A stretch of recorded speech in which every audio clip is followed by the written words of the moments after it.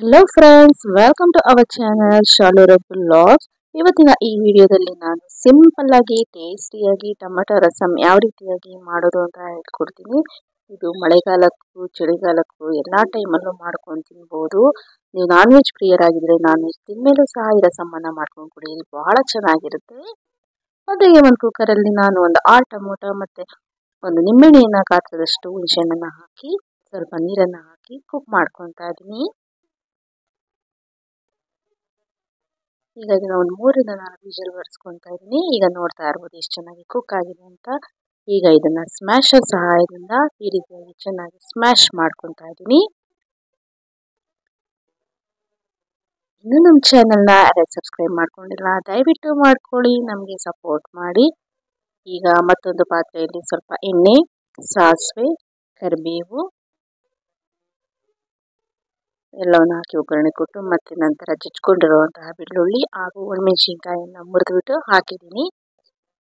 ಈಗ ಇದು ಒಗ್ಗರಣೆ ಆದಮೇಲೆ ಅದೇ ಪಾತ್ರೆಗೆ ನಾನು ಒಂದು ಜಾಲರಿಯನ್ನು ಇಟ್ಬಿಟ್ಟು ಅದಕ್ಕೆ ಈಗಾಗಲೇ ನಾವು ಸ್ಮ್ಯಾಶ್ ಮಾಡ್ಕೊಂಡಿರುವಂತಹ ಟೊಮೆಟೊ ಮತ್ತು ಹುಣಸೆಹಣ್ಣಿಂದು ಏನಿರುತ್ತಲ್ಲ ಅದನ್ನು ಇದರಲ್ಲಿ ಹಾಕಿ ಈ ರೀತಿಯಾಗಿ ಮತ್ತೊಮ್ಮೆ ಸ್ಮ್ಯಾಶ್ ಮಾಡ್ಕೊತಾ ಇದ್ದೀನಿ.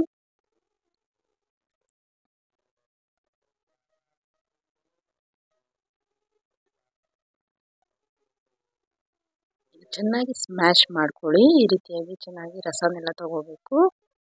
ನಂತರ ಮತ್ತೊಮ್ಮೆ ಇದನ್ನು ಅದೇ ಕುಕ್ಕರಲ್ಲಿ ಹಾಕಿ ಸ್ವಲ್ಪ ನೀರನ್ನು ಹಾಕಿ ಮತ್ತೊಂದು ಸರಿ ಇದೇ ರೀತಿಯಾಗಿ ರಸನೆಲ್ಲ ಚೆನ್ನಾಗಿ ಹಿಂಡ್ಕೋಬೇಕು. ನಿಮ್ಮ ಹತ್ರ ಈ ರೀತಿಯಾಗಿ ಒಂದು ಏನಂತಾರೆ ಅದು ಸ್ಮ್ಯಾಶರ್ ಇಲ್ಲ ಅಂತ ಅಂದರೆ ಕೈಯಲ್ಲೂ ಸಹ ನೀವು ಮಾಡ್ಕೋಬಹುದು.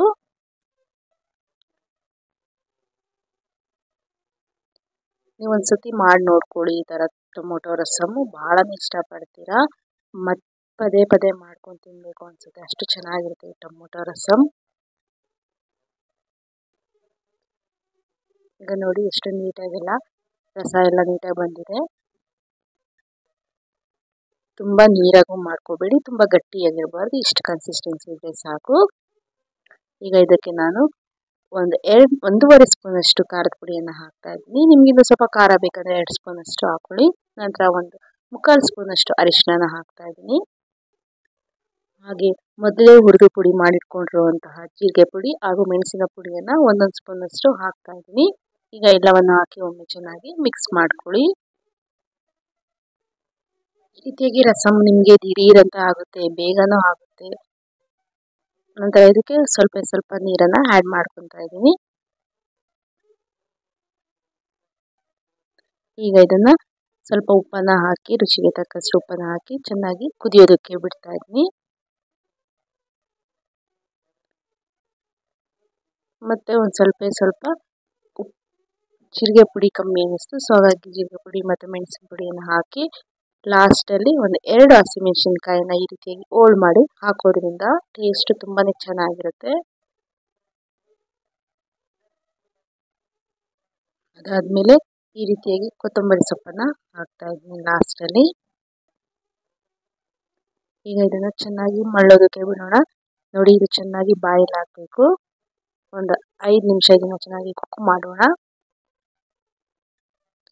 ಇದು ನೀವು ಬಿಸಿ ಬಿಸಿ ಅನ್ನದ ಜೊತೆ ತುಪ್ಪ ಹಾಕೊಂಡು ತಿಂತಾ ಇದ್ರೆ ಆಹಾ ಎಷ್ಟು ಚೆನ್ನಾಗಿರುತ್ತೆ ಗೊತ್ತಾ, ತುಂಬಾ ಟೇಸ್ಟಿಯಾಗಿರುತ್ತೆ. ಒಮ್ಮೆ ಟ್ರೈ ಮಾಡಿ ನೋಡಿ. ಇನ್ನು ನಮ್ಮ ಚಾನಲ್ನಲ್ಲಿ ಸುಮಾರು ವಿಡಿಯೋಸನ್ನು ಅಪ್ಲೋಡ್ ಮಾಡಿದ್ದೀನಿ, ದಯವಿಟ್ಟು ನೋಡಿ, ಲೈಕ್ ಮಾಡಿ, ಶೇರ್ ಮಾಡಿ, ಕಮೆಂಟ್ ಮಾಡಿ.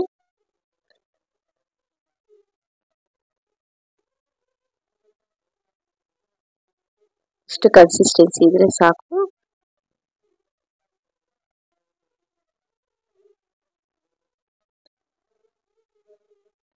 ನಿಮಗೆ ಈ ರಸಮ್ ಆ ಥರ ಫ್ಲೇವರ್ ಬರ್ತಾ ಇರುತ್ತೆ, ಆಹಾ ಎಷ್ಟು ಘಮ ಘಮ ಅಂತಿರುತ್ತೆ ಗೊತ್ತಾ. ಈಗ ಇದು ರೆಡಿ ಆಗಿದೆ. ಈಗ ಇದನ್ನು ಬಿಸಿ ಅನ್ನದ ಜೊತೆ ಮೇಲೆ ತುಪ್ಪ ಹಾಕ್ಕೊಂಡು ಸರ್ವ್ ಮಾಡ್ತಾ ಇದ್ದೀನಿ. ಹಾಗೆ ಜೊತೆಗೆ ನೆಂಚ್ಕೊಳೋದಕ್ಕೆ ಕರೆದಿರುವಂತಹ ಚಟ್ಲಿ, ಹಪ್ಪಳ ಇಲ್ಲ ಉಪ್ಪಿನಕಾಯಿ ಯಾವ ಜೊತೆನಾದರೂ ಸರ್ವ್ ಮಾಡಬಹುದು. ನಾನಿಲ್ಲಿ ಚಟ್ನಿ ಜೊತೆ ಸರ್ವ್ ಮಾಡಿದ್ದೀನಿ. ಈ ವಿಡಿಯೋ ನಿಮಗೆ ಇಷ್ಟ ಆಗಿದೆ ಅಂತ ಅಂದ್ಕೊತೀನಿ. ಇಷ್ಟ ಆಗಿದ್ರೆ ದಯವಿಟ್ಟು ನಮಗೆ ಸಬ್ಸ್ಕ್ರೈಬ್ ಮಾಡ್ಕೊಳ್ಳಿ. ನನಗೆ ಸಪೋರ್ಟ್ ಮಾಡ್ತೀರಾ ಎಲ್ಲರಿಗೂ ಧನ್ಯವಾದಗಳು.